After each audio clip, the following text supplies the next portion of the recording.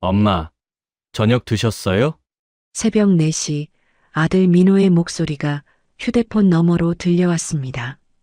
김순자는 벌떡 일어나 앉았고 심장이 미친 듯이 뛰기 시작했죠. 출장 간다며 집을 나선 지 사흘째 새벽에 걸려온 아들의 전화는 왠지 불길하기만 했습니다. 떨리는 손으로 휴대폰을 꽉 쥔 순자는 아들의 목소리에서 느껴지는 이상한 긴박감에 온몸이 얼어붙는 것 같았어요. 하지만 이 전화가 모든 비극의 시작이 될 줄은 그때만 해도 순자는 꿈에도 몰랐습니다. 지금 사연 시작합니다. 2024년 3월 1일 새벽 4시 수원 팔달문 시장 한 구석에 자리 잡은 작은 김치가게에 불이 켜졌습니다. 68세 순자는 30년째 같은 시간에 일어나는 몸이었죠. 허리를 펴며 낡은 고무장갑을 끼는 순자의 손가락은 세월의 흔적으로 가득했습니다. 오늘은 봄통이 싱싱하겠네. 순자는 혼잣말을 하며 배추를 다듬기 시작했습니다. 칼이 도마에 닿을 때마다 톡톡톡 경쾌한 소리가 새벽의 고요를 깨뜨렸죠. 30년 동안 이어온 손맛이었습니다. 굵은 소금을 뿌리고 고춧가루를 버무리고 새우젓을 섞는 동작 하나하나가 물 흐르듯 자연스러웠습니다. 창밖으로 시장 골목이 서서히 깨어나고 있었습니다. 맞은편 떡집에도 불이 켜지고 생선가게 아저씨가 하품을 하며 셔터를 올리는 소리가 들렸죠. 순자 언니, 벌써 일어났네? 떡집 사장이 빗자루를 들고 나오며 인사했습니다. 순자는 미소를 지으며 손을 흔들었죠. 아이고, 나이 들수록 잠이 없어져서 큰일이야. 순자는 가게 한쪽 벽에 걸린 액자를 바라봤습니다. 거기엔 아들 민호의 사진이 있었죠. 정장을 입고 환하게 웃는 35살 청년. 한성건설 안전관리팀 과장이라는 직함이 순자에겐 그저 자랑스러울 뿐이었습니다. 우리 아들, 오늘도 일찍 출근하겠지. 순자가 사진을 닦으며 중얼거렸을 때 가게 천장에 달린 CCTV가 작은 불빛을 깜빡였습니다. 민호가 작년에 설치해 준 것이었죠. 비상벨까지 달아놓으며 엄마 혹시 모르니까요라고 걱정하던 아들의 목소리가 귓가에 맴돌았습니다. 아침 8시가 되자 시장은 활기를 띠기 시작했습니다. 단골 할머니가 지팡이를 짚고 들어왔죠. 순자야, 오늘은 깍두기 좀 싱겁게 해줘. 네, 할머니. 어제 며느리분 왔었죠? 예쁘더라고요. 할머니가 자랑스럽게 웃었습니다. 우리 며느리가 의사라니까. 서울대 나왔어. 순자도 지지 않고 대답했죠. 우리 며느리 은지도 선생님이에요. 초등학교에서 아이들 가르쳐요. 얼마나 착한지 몰라요. 두 사람은 서로의 며느리 자랑을 하며 웃었습니다. 순자는 깍두기를 담으며 민호가 초등학생 때 이 가게 구석에서 숙제하던 모습을 떠올렸죠. 책가방을 메고 엄마 저 김치 배달 도와드릴게요라며 작은 손으로 김치통을 들던 아이가 이제는 어엿한 가장이 되었습니다. 정오가 지나자 은지가 가게 문을 열고 들어왔습니다. 32살의 며느리는 언제나 밝은 미소를 띠고 있었죠. 어머님, 점심 드셨어요? 이거 홍삼이에요. 꼭 드세요. 은지가 내민 홍삼 상자를 받으며 순자는 가슴이 뭉클했습니다. 친딸보다 더 다정한 며느리였죠. 아이고, 이런 걸 왜 사와. 돈 아깝게. 어머님이 건강하셔야 저희가 안심이죠. 해가 저물 무렵 휴대폰이 울렸습니다. 민호였죠. 엄마, 오늘 김치 많이 팔렸어요? 아들의 목소리는 피곤했지만 다정했습니다. 순자는 가게를 둘러보며 대답했죠. 그럼 오늘도 다 팔았지. 너는 밥 먹었니? 네, 회사에서 먹었어요. 엄마도 저녁 꼭 드세요. 전화를 끊고 순자는 다시 김치를 정리하기 시작했습니다. 평범한 하루가 저물어가고 있었죠.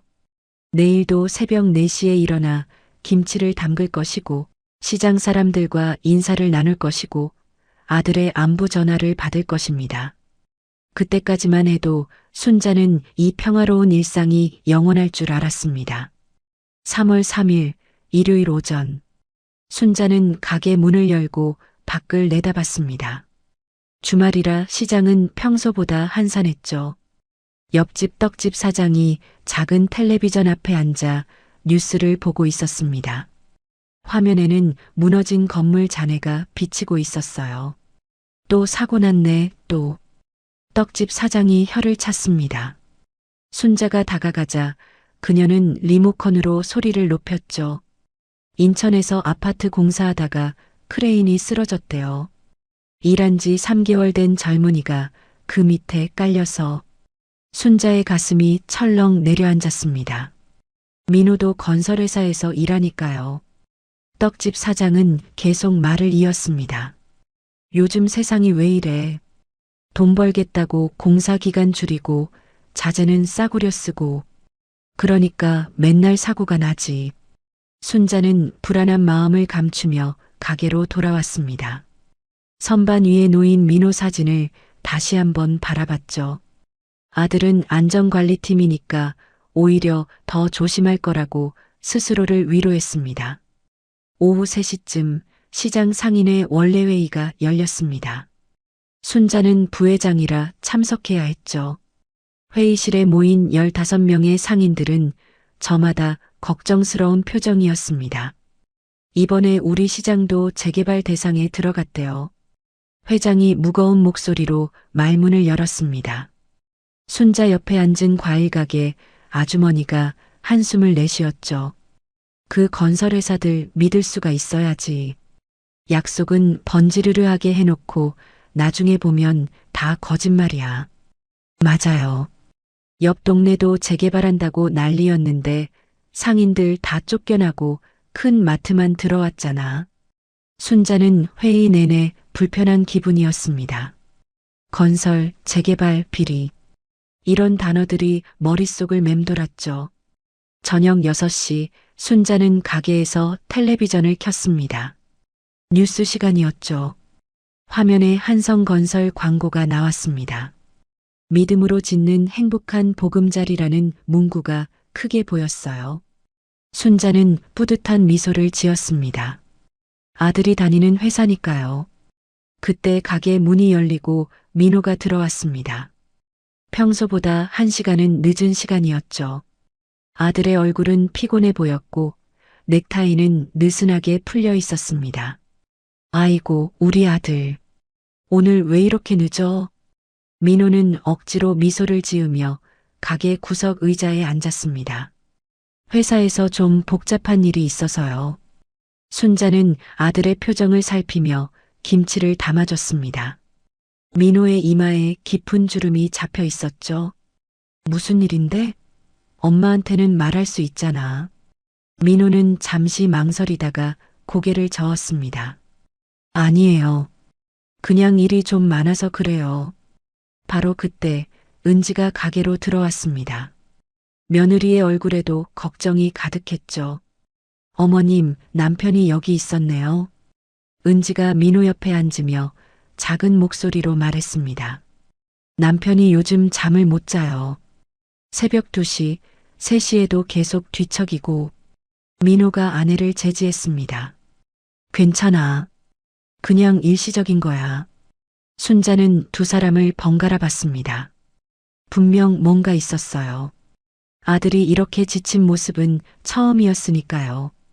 텔레비전에서 뉴스가 시작됐습니다. 앵커가 심각한 표정으로 말했죠. 대형 건설사의 부실 공사가 또다시 적발됐습니다. 이번엔 철근을 빼돌리고 불량 시멘트를 사용한 정황이 포착됐는데요. 민호의 얼굴이 순간 굳어졌습니다. 그는 벌떡 일어나며 말했어요. 엄마, 저희 가야 해요. 밥도 안 먹고? 네, 약속이 있어서. 민호와 은지가 급하게 가게를 나갔습니다. 순자는 아들의 뒷모습을 보며 가슴이 답답했죠. 텔레비전 화면에는 계속해서 건설 비리 뉴스가 나오고 있었습니다. 밤 9시 순자는 혼자 가게를 정리했습니다. 김치를 냉장고에 넣으며 떡집 사장의 말이 떠올랐죠. 요즘 세상이 왜 이래? 돈 벌겠다고. 순자는 고개를 저으며 불안한 마음을 떨쳐내려 했습니다. 하지만 왠지 모르게 등골이 서늘했어요. 마치 폭풍 전의 고요함 같았죠. 3월 5일 화요일 오후 민호는 회사 건설 현장에 도착했습니다. 서울 외곽에 짓고 있는 20층짜리 아파트 단지였죠. 안전모를 쓴 민호의 표정은 무거웠습니다. 오늘이 정기 안전점검 날이었거든요. 민호는 설계 도면을 들고 건물 기초를 살피기 시작했습니다. 철근이 촘촘히 박혀 있어야 할 콘크리트 기둥에 손을 대보니 뭔가 이상했어요. 계측기를 꺼내 측정해 봤습니다. 민호의 눈이 점점 커졌죠. 철근이 30%나 부족했습니다. 이건 말도 안 돼. 민호는 다시 한번 확인했습니다. 틀림없었어요. 누군가 의도적으로 철근을 빼돌린 겁니다. 더 충격적인 건 시멘트였습니다. 손으로 만져보니 쉽게 부스러졌죠. 불량 자재를 섞어 쓴 게 분명했습니다. 민호는 떨리는 손으로 휴대폰을 꺼냈습니다.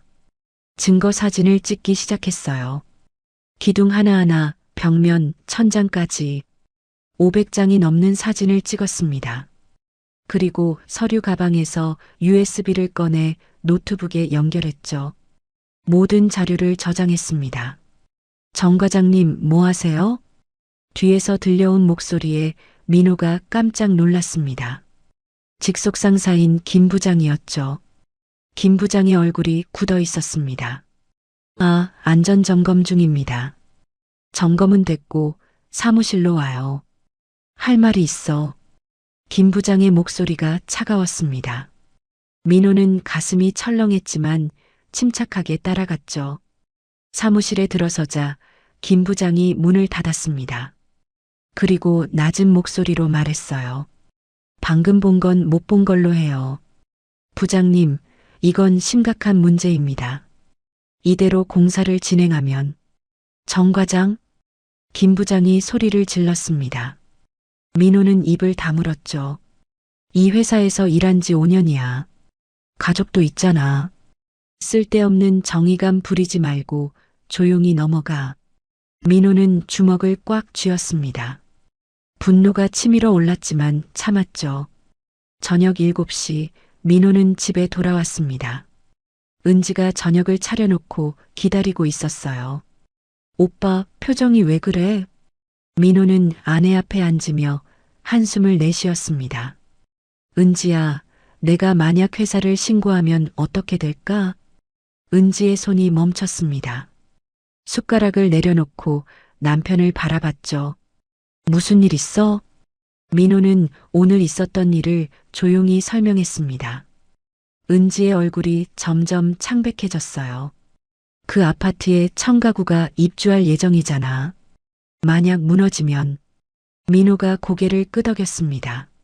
하지만 신고하면 회사는 망할 거야. 나도 일자리를 잃겠지. 은지가 남편의 손을 잡았습니다. 따뜻한 손이었죠. 당신이 옳다고 생각하는 대로 해. 내가 지켜줄게. 그날 밤 민호는 순자의 가게에 들렀습니다. 어머니에게 이 일을 말해야 할까 고민하다가 결국 입을 열었어요. 엄마, 만약 제가 옳은 일을 해야 한다면 어떻게 해야 할까요? 순자는 김치를 담으며 아들을 바라봤습니다. 갑자기 무슨 소리야? 그냥 궁금해서요. 순자는 잠시 생각하다가 말했죠. 옳은 일이면 해야지. 하지만 가족도 지켜야 해. 민호는 고개를 끄덕였습니다. 마음이 더 복잡해졌어요. 3월 6일 수요일 오전. 민호는 최상무 비서로부터 전화를 받았습니다. 최상무님이 오늘 점심에 만나자고 하십니다. 민호는 불안한 예감이 들었지만 약속 장소로 갔습니다. 고급 일식집이었죠. 최상무는 이미 와서 기다리고 있었습니다. 정 과장 앉아요. 최상무의 미소가 차가웠습니다. 민호는 조심스럽게 앉았죠. 어제 현장에서 열심히 일하더군요. 민호의 등에 식은땀이 흘렀습니다. 그냥 안전점검이었습니다. 그래요. 근데 정 과장 가족이 있죠? 아내가 초등학교 선생님이고 민호의 얼굴이 굳어졌습니다. 이건 분명한 협박이었어요. 가족 생각해서라도 현명한 판단하길 바라요. 최상무가 일어서며 민호의 어깨를 두드렸습니다. 그 손길이 뱀처럼 차가웠죠. 그날 저녁 민호는 퇴근길에 이상한 기분을 느꼈습니다. 누군가 따라오는 것 같았어요. 뒤를 돌아봤지만 아무도 없었죠. 민호는 급하게 은지에게 문자를 보냈습니다. 조심해. 퇴근할 때 혼자 다니지 마. 3월 12일 월요일 오후. 은지는 교실에서 아이들과 작별 인사를 나누고 있었습니다. 오후 4시 수업이 끝나는 시간이었죠. 32살의 초등학교 교사는 언제나처럼 밝은 미소를 띠고 있었어요. 선생님, 내일 봐요. 아이들이 손을 흔들며 교실을 나갔습니다. 은지는 칠판을 지우고 교탁을 정리했죠. 옆반 동료 교사가 들어왔습니다. 은지야, 오늘 같이 퇴근할래? 미안, 나 먼저 가야 해. 시어머님 가게에 들러야 해서. 은지는 가방을 메고 학교를 나섰습니다. 하늘에는 먹구름이 가득했어요. 곧 비가 올 것 같았죠. 학교 정문을 나선 은지는 횡단보도 앞에 섰습니다. 신호등이 빨간색이었어요. 우산을 꺼내려고 가방을 뒤적이는데 빗방울이 떨어지기 시작했습니다. 처음엔 한두 방울이었지만 금세 굵어졌죠. 신호가 초록색으로 바뀌었습니다. 은지는 우산을 펴며 횡단보도를 건너기 시작했어요.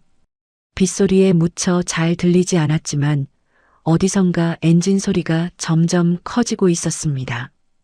그때였습니다. 검은색 SUV가 미친 듯이 달려왔어요. 빗길에 미끄러지는 것처럼 보였지만 차는 횡단보도를 건너는 은지를 정확히 향하고 있었습니다. 피해요. 누군가의 비명이 들렸습니다. 은지가 고개를 돌린 순간 차가 몸을 들이받았어요. 우산이 하늘로 날아갔고 은지의 몸도 공중으로 떠올랐습니다. 그리고 차가운 아스팔트 위로 떨어졌죠. 아! 지나가던 사람들이 소리를 질렀습니다. 검은 SUV는 잠시도 멈추지 않고 사라졌어요. 은지는 빗물과 피가 섞인 도로 위에 쓰러져 있었습니다. 의식이 희미해지는 가운데 남편 얼굴이 떠올랐죠. 오후 5시 순자는 김치를 배달하러 나갔습니다. 비가 그치고 해가 나오기 시작했어요. 휴대폰이 울렸습니다. 모르는 번호였죠. 여보세요? 정민호 씨 어머님이신가요? 낯선 여자의 목소리였습니다. 순자의 가슴이 쿵 내려앉았어요. 네, 맞는데요. 무슨 일이? 서울대병원 응급실입니다. 며느님이 교통사고를 당하셨어요. 빨리 오셔야 합니다. 순자의 손에서 김치통이 떨어졌습니다. 빨간 국물이 바닥에 쏟아졌지만 신경 쓸 겨를이 없었죠. 순자는 택시를 잡아타고 병원으로 달렸습니다. 응급실은 혼란스러웠습니다. 의사와 간호사들이 분주하게 움직이고 있었어요. 순자는 간호사를 붙잡고 물었습니다.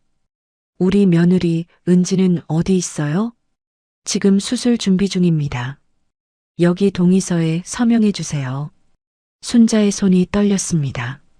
종이에 이름을 쓰는 것조차 힘들었죠. 그때 민호가 헐레벌떡 뛰어들어왔습니다. 넥타이는 풀어 헤쳐져 있었고 머리는 땀으로 젖어 있었어요. 엄마, 은지는 어떻게 됐어요? 민호의 눈에 눈물이 고였습니다. 순자는 아들을 꽉 안았어요. 수술한대. 괜찮을 거야. 하지만 순자도 확신할 수 없었습니다. 수술실 앞에서 기다리는 2시간이 20년처럼 길게 느껴졌죠. 마침내 의사가 나왔습니다. 마스크를 벗은 의사의 표정이 무거웠어요. 다행히 생명에는 지장이 없습니다. 하지만 민호가 의사의 팔을 잡았습니다. 하지만 뭐요? 말씀해 주세요. 늑골 3개가 부러졌고 뇌진탕이 있습니다. 2, 3주는 입원해야 할 것 같습니다. 민호는 다리에 힘이 풀려 의자에 주저앉았습니다. 순자가 물었어요. 가해자는요? 잡았어요? 의사가 고개를 저었습니다. 뺑소니입니다. 경찰이 수사 중이라고 하네요. 저녁 7시 경찰이 병원에 왔습니다. 젊은 형사 2명이었죠. 목격자들 진술을 들어봤는데 빗길에 미끄러진 사고로 보입니다. 민호가 벌떡 일어났습니다. 미끄러진 사고요? 그럼 왜 도망갔어요? 당황해서 그랬을 겁니다. CCTV를 확인하려 했는데 마침 그 구간만 고장이더군요. 민호의 얼굴이 창백해졌습니다. 이건 우연이 아니었어요. 최상무의 협박이 떠올랐죠. 가족 생각해서라도 현명한 판단하길 바라요. 이게 우연일까요?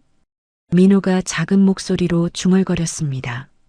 순자가 아들을 바라봤어요. 무슨 소리야? 아니에요, 엄마.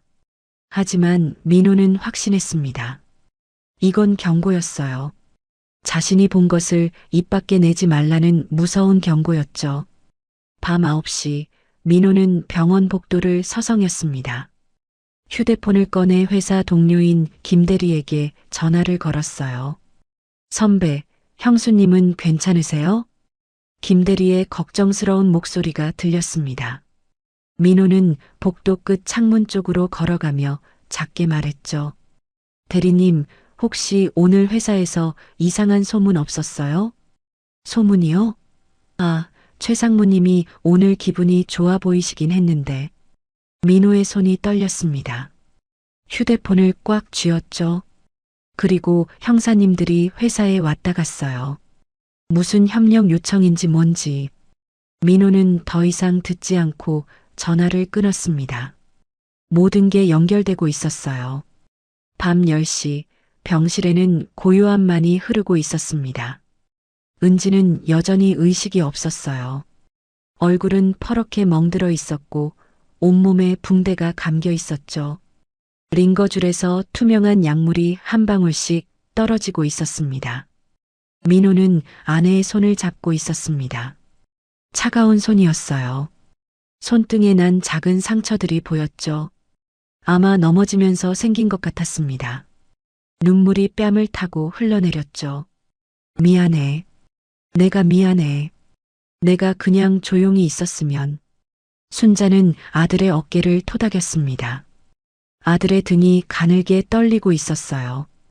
왜 자꾸 미안하다는 거야? 사고는 누구 잘못도 아니잖아. 민호가 고개를 들어 어머니를 바라봤습니다. 눈가가 빨갛게 충혈되어 있었죠. 엄마는 모르세요. 제가 무슨 짓을 했는지. 순자가 아들의 손을 잡았습니다.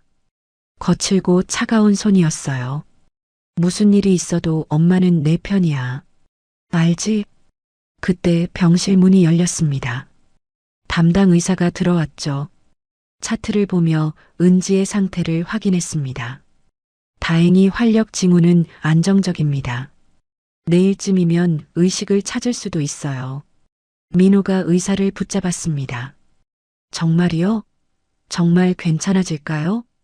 네, 젊으니까 회복도 빠를 겁니다. 너무 걱정하지 마세요. 의사가 나간 후 순자는 아들을 의자에 앉혔습니다. 그리고 보온병에서 따뜻한 차를 따라줬죠. 마셔. 내가 쓰러지면 안 돼. 민호는 차를 한 모금 마셨습니다.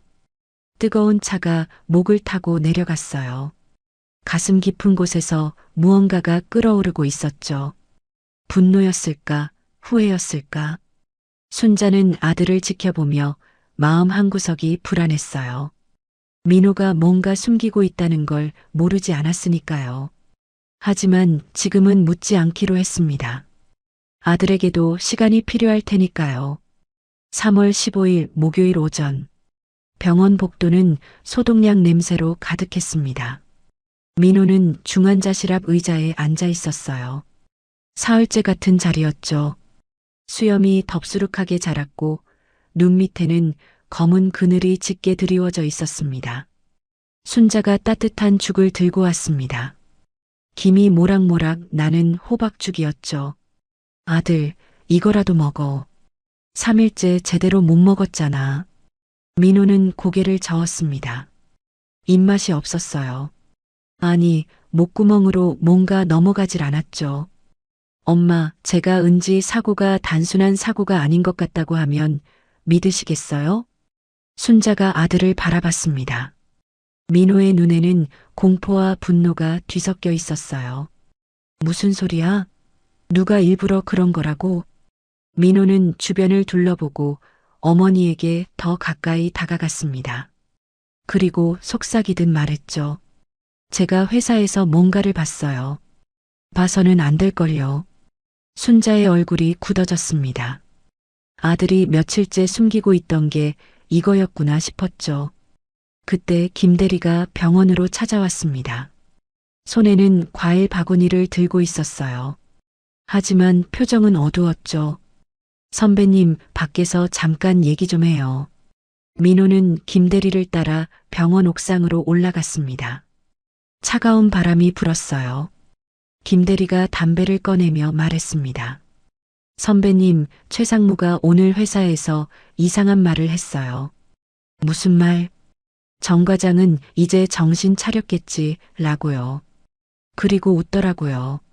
민호의 주먹이 떨렸습니다. 분노가 치밀어 올랐죠. 김대리가 계속 말했어요.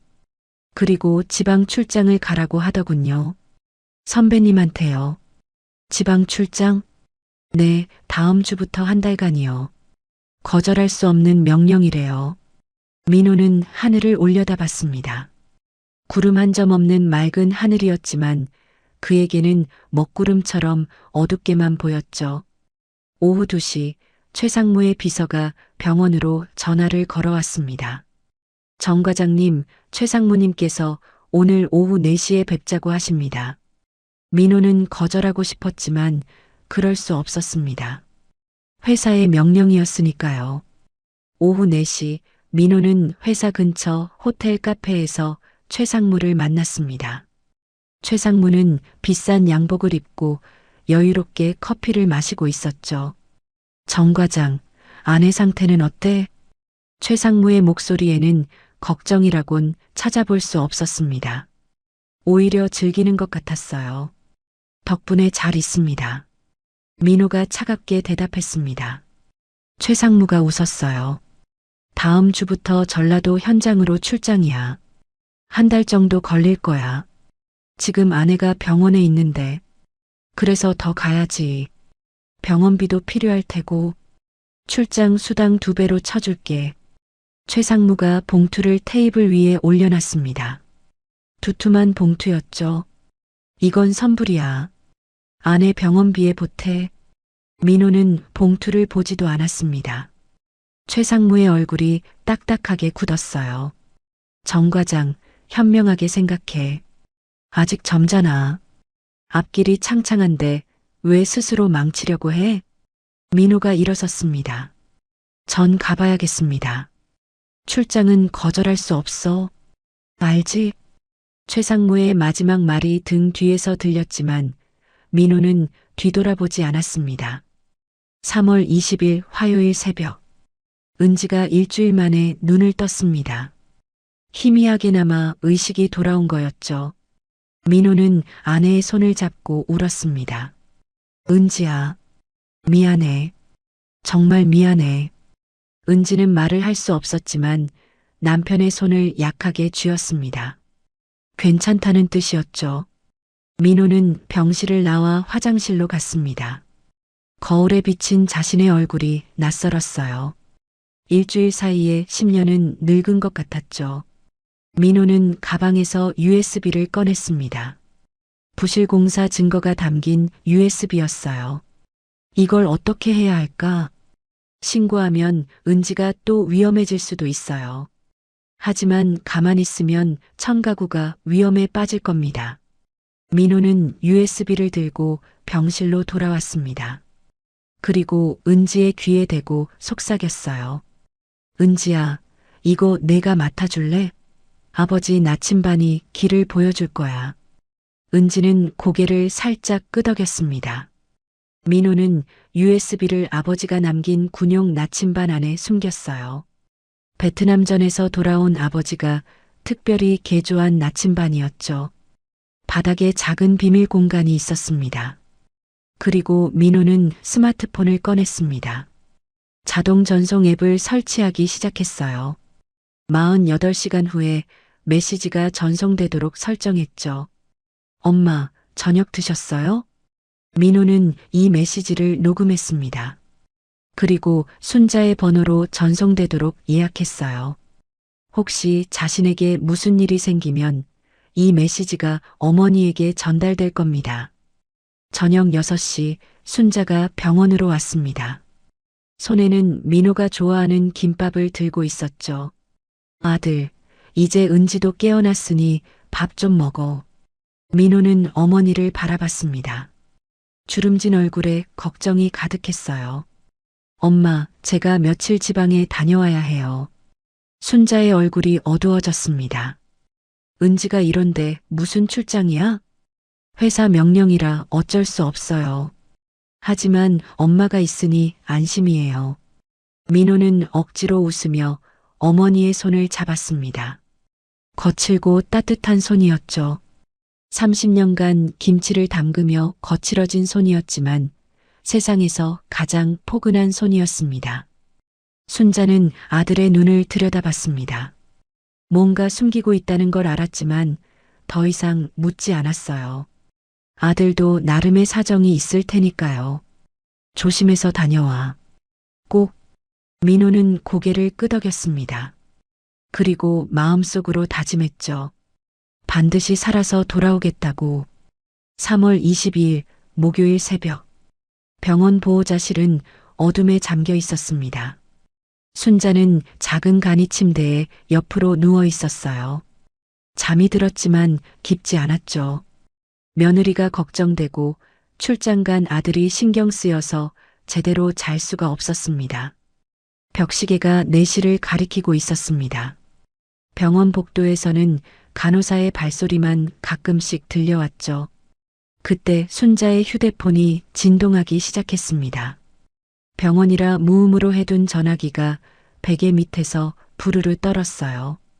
순자는 번쩍 눈을 떴습니다. 이 시간에 전화라니. 가슴이 쿵 내려앉았죠. 떨리는 손으로 휴대폰을 집어들었습니다. 화면에 뜬 이름은 민호였어요. 여보세요? 아들, 무슨 일이야? 수화기 너머로 민호의 목소리가 들려왔습니다. 평소와 똑같은 목소리였지만 뭔가 이상했어요. 기계처럼 차갑고 울림이 있는 듯한 느낌이었죠. 엄마, 저녁 드셨어요? 순자는 어리둥절했습니다. 새벽 4시에 저녁을 먹었냐고 묻다니요. 아들아, 지금 새벽이야. 무슨 일 있어? 김치 잘 팔리고 있어요? 민호의 목소리는 녹음된 것처럼 똑같은 톤이었습니다. 감정이 느껴지지 않았어요. 순자는 불안감이 밀려왔지만 아들이 피곤해서 그런가 보다 생각했죠. 그래, 잘 팔려. 너는 잘 지내고 있니? 출장은 어때? 하지만 통화는 그것으로 끝이었습니다. 뚝 끊어진 전화. 순자는 다시 걸어봤지만 연결되지 않았어요. 이상한 기분이 들었지만 아들이 너무 피곤해서 그랬겠지 하며 다시 눕기로 했습니다. 그런데 정확히 5분 후였습니다. 다시 휴대폰이 울렸어요. 이번엔 낯선 지역 번호였습니다. 전라남도 번호였죠. 여보세요? 박순자님이신가요? 젊은 남자의 목소리였습니다. 딱딱하고 사무적인 톤이었어요. 네, 맞는데요. 누구시죠? 전남 경찰서입니다. 정민호 씨가 댁의 아드님 맞습니까? 순자의 심장이 멎는 것 같았습니다. 손에서 힘이 빠져 휴대폰을 떨어뜨릴 뻔했죠. 네, 맞아요. 우리 아들한테 무슨 일이. 죄송합니다. 오늘 밤 11시경 숙소에서 보일러 폭발 사고가 있었습니다. 순자의 다리에 힘이 풀렸습니다. 침대 모서리를 겨우 잡고 서 있었어요. 아니, 그게 무슨. 방금 제 아들이 전화했단 말이에요. 방금요? 경찰은 잠시 침묵했습니다. 그리고 차분한 목소리로 말했죠. 그건 불가능합니다. 사고는 어젯밤 11시에 일어났고 현장에서 즉사하셨습니다. 즉사? 그 두 글자가 순자의 귀를 때렸습니다. 온몸에서 힘이 빠져나갔어요. 그대로 바닥에 주저앉고 말았죠. 거짓말. 거짓말이에요. 방금 통화했다니까요. 순자는 울부짖었습니다. 병원 복도에 그 소리가 울려 퍼졌어요. 간호사들이 놀라서 달려왔죠. 무슨 일이세요? 순자는 대답할 수 없었습니다. 그저 휴대폰을 쥐고 오열할 뿐이었어요. 수화기 너머로 경찰의 목소리가 계속 들렸습니다. 유가족분께서 시신을 확인하러 오셔야 합니다. 주소는? 순자는 더 이상 듣지 못했습니다. 귀에서 윙윙거리는 소리만 들렸어요. 세상이 빙빙 도는 것 같았죠.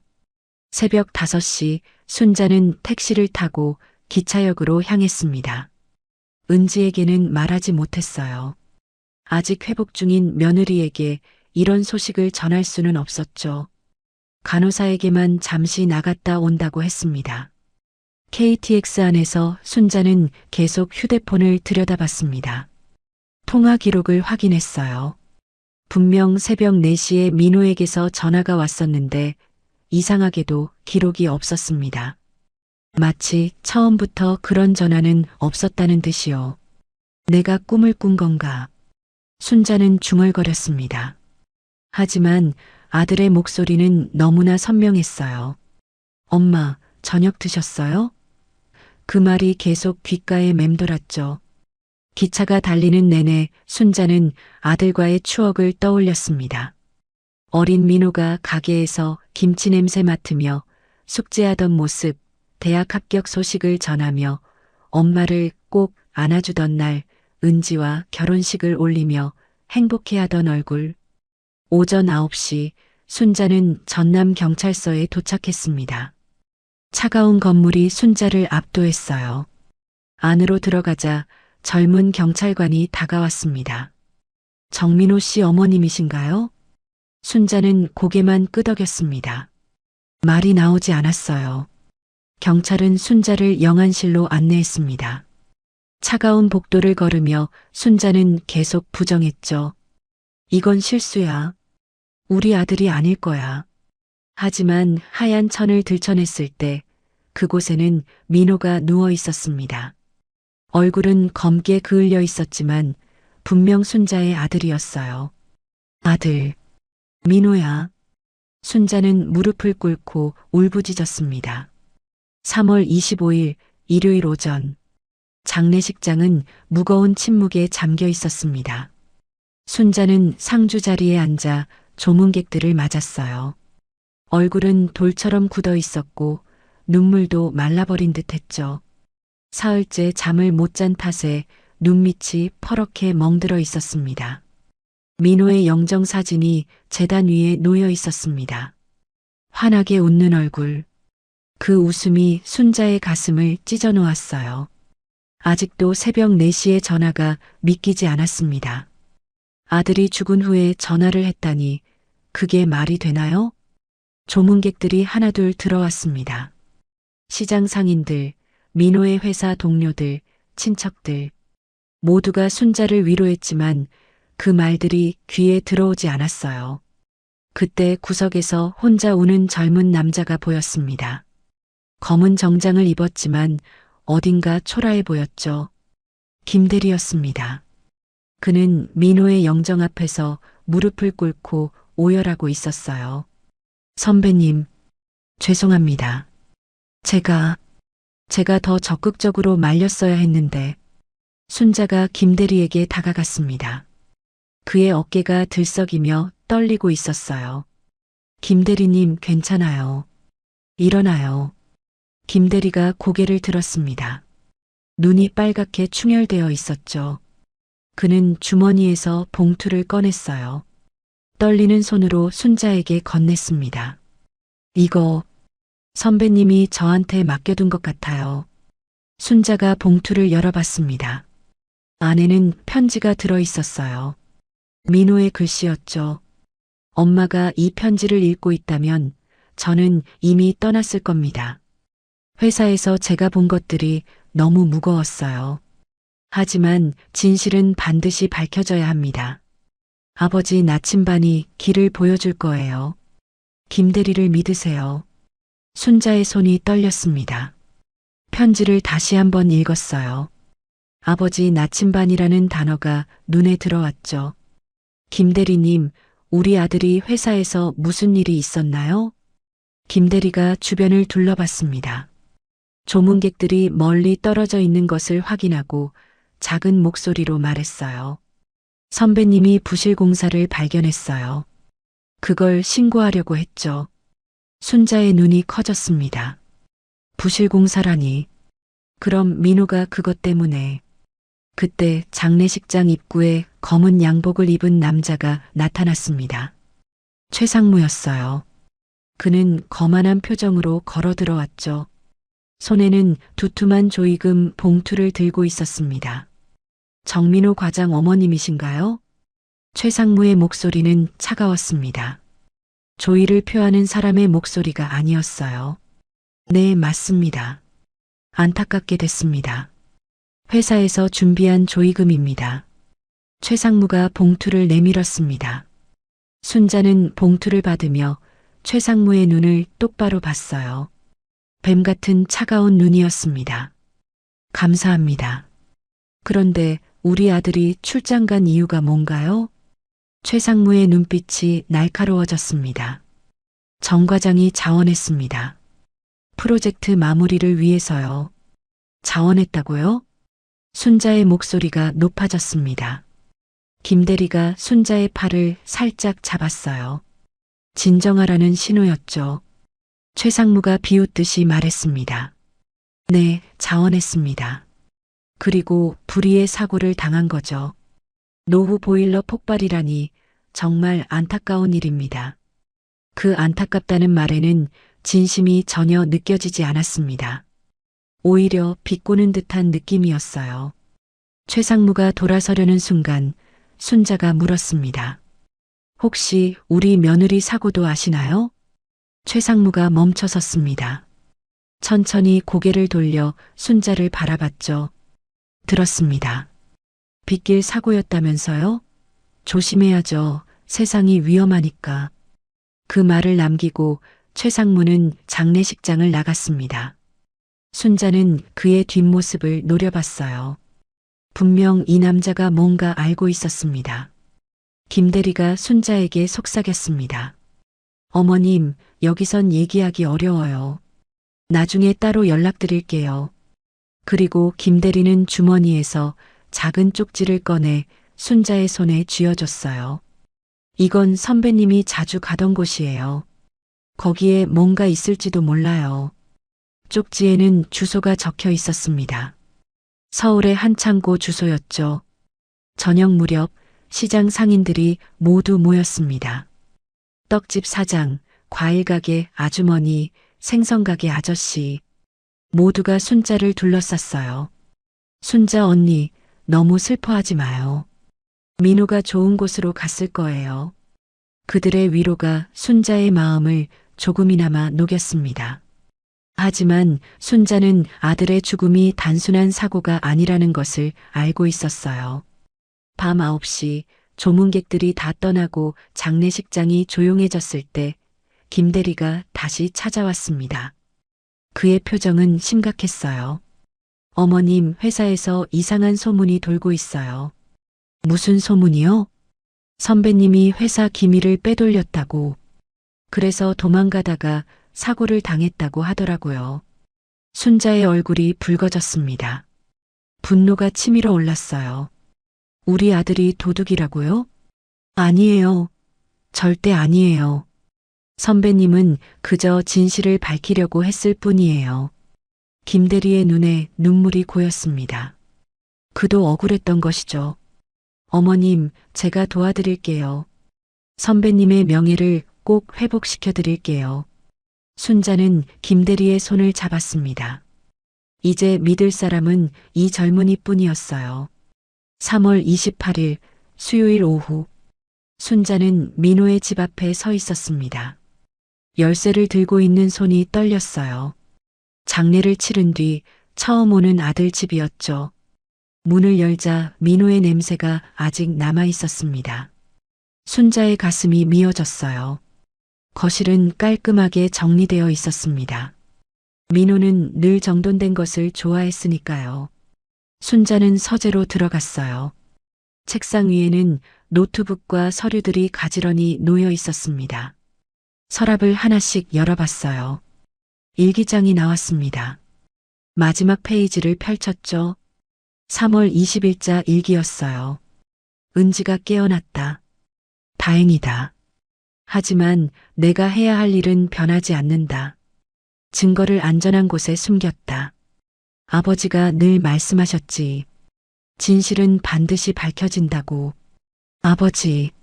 순자는 민호의 아버지, 그러니까 자신의 남편을 떠올렸습니다. 10년 전에 돌아가셨죠. 베트남전에 참전했던 남편은 늘 정의를 중요하게 생각했어요. 순자는 다락방으로 올라갔습니다. 먼지가 가득했지만 한쪽 구석에 낡은 상자가 있었어요. 남편의 유품 상자였습니다. 순자는 조심스럽게 상자를 열었죠. 군복, 훈장, 사진들, 그리고 묵직한 나침반이 있었습니다. 노쇠로 만들어진 군용 나침반이었어요. 순자는 나침반을 들어봤습니다. 이상하게 무거웠어요. 자세히 보니 나침반 바닥에 작은 나사가 4개 있었습니다. 순자는 주방으로 내려가 드라이버를 가져왔어요. 조심스럽게 나사를 풀기 시작했죠. 마지막 나사가 풀리자 나침반 바닥이 열렸습니다. 그 안에는 작은 공간이 있었어요. 그리고 그곳에 USB가 들어 있었습니다. 이거야. 순자의 손이 떨렸습니다. 민호가 숨긴 증거였어요. 하지만 이걸 어떻게 확인하죠? 순자는 컴퓨터를 잘 몰랐으니까요. 4월 2일 월요일 오전, 순자는 편의점을 찾아갔습니다. 모텔 근처 편의점이었죠. 민호가 묵었던 그 모텔에서 100m 떨어진 곳이었습니다. 사장님, 혹시 3월 21일 밤 CCTV 좀 볼 수 있을까요? 편의점 주인은 순자를 의심스럽게 봤습니다. 왜 그걸 보려고 하시는데요? 순자는 민호의 영정 사진을 보여줬습니다. 제 아들이에요. 그날 밤 모텔에서 사고로 죽었어요. 마지막 모습이라도 보고 싶어서. 편의점 주인의 표정이 부드러워졌습니다. 아, 그 사고. 들었어요. 정말 안 됐습니다. 주인은 순자를 카운터 안으로 들어오게 했어요. 컴퓨터 화면을 켜고 날짜를 찾기 시작했죠. 여기 있네요. 3월 21일 밤 10시부터 12시까지. 화면에는 편의점 앞 도로가 보였습니다. 그리고 10시 45분쯤 검은 옷을 입은 남자 2명이 모텔 쪽으로 걸어가는 게 보였어요. 그들은 모자를 깊게 눌러쓰고 있었죠. 잠깐 멈춰주세요. 순자가 소리쳤습니다. 화면을 자세히 봤어요. 그중 한 명의 걸음걸이가 이상했습니다. 절뚝거렸죠. 11시 10분 그 2 남자가 다시 나타났습니다. 이번엔 뛰고 있었어요. 급하게 도망치는 것처럼 보였죠. 그리고 5분 뒤 모텔에서 폭발음이 들렸다고 주인이 말했습니다. 이상하네요. 경찰은 보일러 사고라고 했는데 편의점 주인도 의구심을 가진 듯 했습니다. 순자는 휴대폰으로 CCTV 화면을 찍었어요. 4월 5일 목요일 오후 순자는 모텔 현장을 찾아갔습니다. 이미 폐허가 된 건물이었지만 순자는 무언가를 찾아야 했어요. 주변을 돌아다니다가 모텔 직원이었던 사람을 만났습니다. 50대 남자였죠. 그날 밤 이상한 일 없었나요? 글쎄요. 아, 보일러 소리가 평소와 달랐어요. 어떻게 달랐는데요? 보통은 윙윙거리는 소리인데 그날은 치직거리는 소리가 났어요. 전기가 합선되는 것 같은. 순자의 눈이 커졌습니다. 보일러 폭발이 아니라 누군가 일부러 폭발시킨 거였어요. 4월 8일 일요일 저녁 순자는 건축사 사무소를 찾아갔습니다. 시장 근처에 있는 작은 사무소였죠. 건축사는 순자의 오랜 단골이었어요. 사장님, 부탁이 있어요. 무슨 부탁이신데요? 순자는 가방에서 종이를 꺼냈습니다. 민호가 남긴 메모에 적힌 아파트 설계도 번호였죠. 이거랑 비슷한 가짜 설계도를 만들 수 있을까요? 건축사가 의아한 표정을 지었습니다. 가짜요? 왜 그런 걸? 아들의 원수를 갚으려고요. 제발 도와주세요. 순자의 간절한 눈빛에 건축사는 고개를 끄덕였습니다. 4월 10일 화요일 밤 시장 상인의 비상회의가 열렸습니다. 순자가 소집한 거였죠. 15명의 상인이 모였어요. 여러분, 우리 민호가 억울하게 죽었어요. 도와주세요.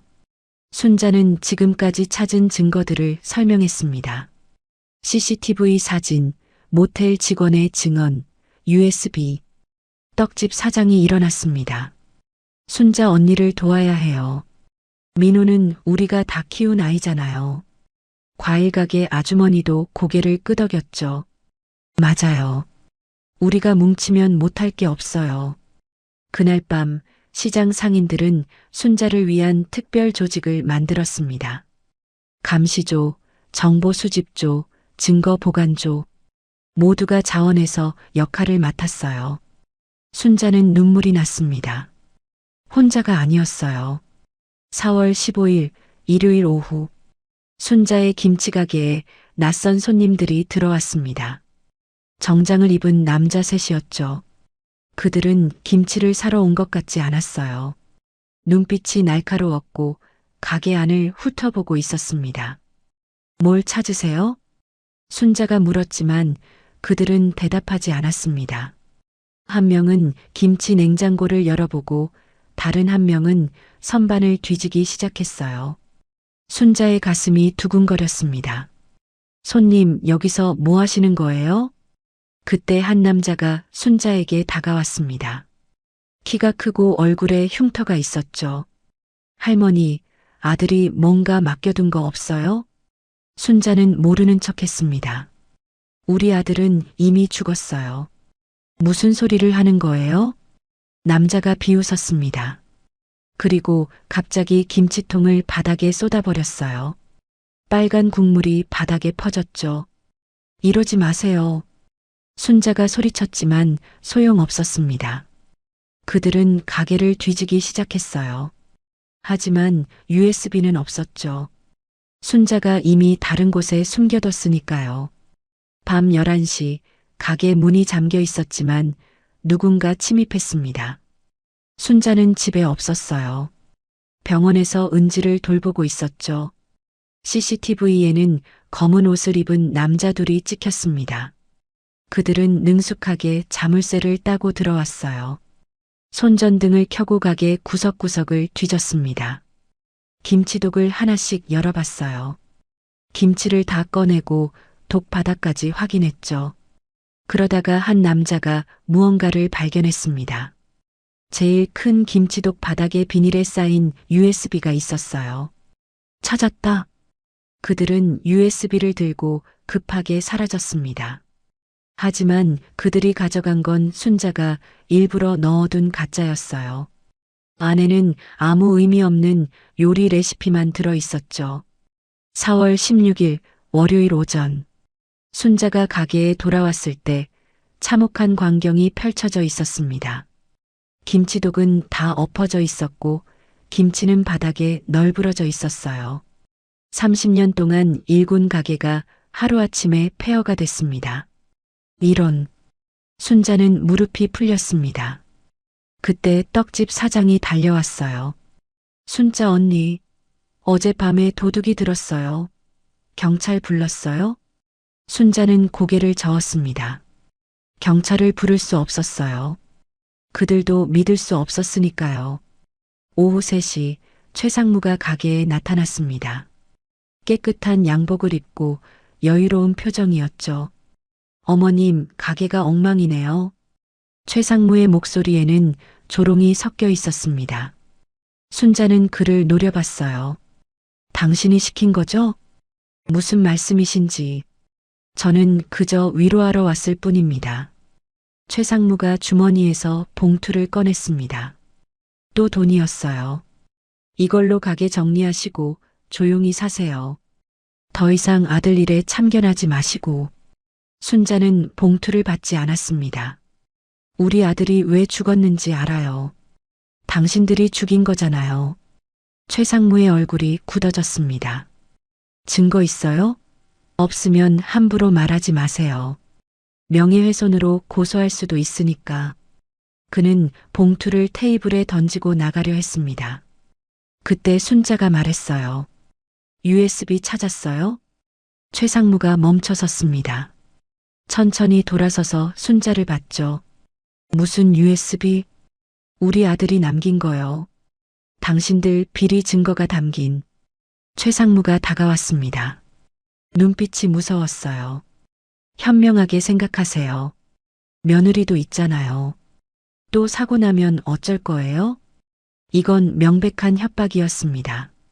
순자의 주먹이 떨렸어요. 감히 은지까지 건드리면. 그럼 가만히 계세요. USB가 어디 있든 잊어버리세요. 최상무가 나간 후 순자는 휴대폰을 꺼냈습니다. 녹음 버튼을 눌러뒀던 거예요. 최상무의 협박이 다 녹음됐습니다. 그날 밤 김대리가 은밀히 찾아왔습니다. 어머님, 회사에서 제 신변도 위험해요. 저를 감시하고 있어요. 김대리의 얼굴이 수척해 보였습니다. 며칠째 잠을 못 잔 것 같았어요. 그들이 가짜 USB를 가져갔어요. 곧 가짜인 걸 알아챌 거예요. 순자가 걱정스럽게 말했습니다. 그럼 다시 올 텐데. 그 전에 우리가 먼저 움직여야 해요. 4월 17일 화요일 새벽. 은지의 병실에 수상한 간호사가 나타났습니다. 얼굴을 마스크로 가리고 있었죠. 그녀는 주사기를 들고 은지에게 다가갔어요. 다행히 순자가 화장실에서 나오다가 봤습니다. 거기 누구세요? 간호사가 놀라서 도망쳤습니다. 순자가 뒤쫓았지만 놓쳤어요. 주사기가 바닥에 떨어져 있었습니다. 무슨 약인지 알 수 없었죠. 순자는 은지를 1인실로 옮기기로 했습니다. 그리고 시장 상인들에게 부탁해서 교대로 지키기로 했어요. 그날 저녁 떡집 사장이 순자에게 사진을 보여줬습니다. 이거 봐요. 경찰서장이랑 최상무가 골프 치는 사진이에요. 사진 속에서 두 사람은 친하게 웃고 있었습니다. 순자는 확신했어요. 경찰도 최상무 편이었던 거죠. 4월 18일 수요일 오전 경찰서 민원실. 순자는 마지막 희망을 품고 이곳을 찾았습니다. 손에는 USB와 녹음 파일이 담긴 휴대폰을 들고 있었죠. 접수 창구에 젊은 경찰관이 귀찮다는 듯 순자를 봤습니다. 무슨 일로 오셨어요? 제 아들이 살해당했어요. 여기 증거가 있습니다. 순자가 USB를 내밀었지만 경찰관은 시큰둥했어요. 살해요?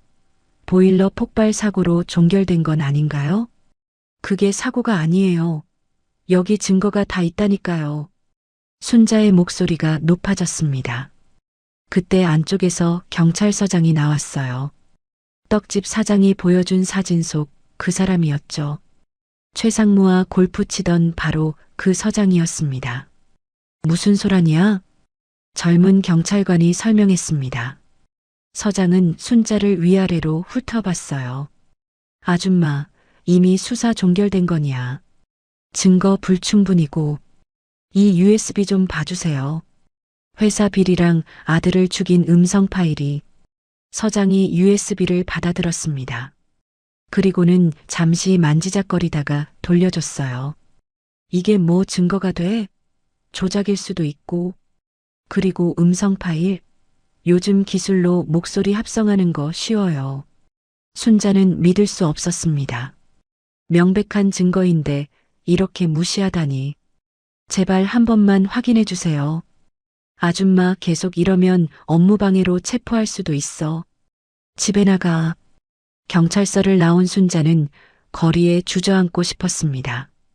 마지막 희망마저 사라진 거예요.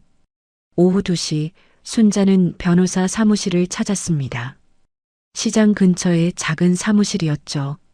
변호사는 친절해 보였지만 USB 내용을 확인하고는 고개를 저었습니다. 어머님, 이건 어렵습니다. 왜요? 증거가 이렇게 명백한데.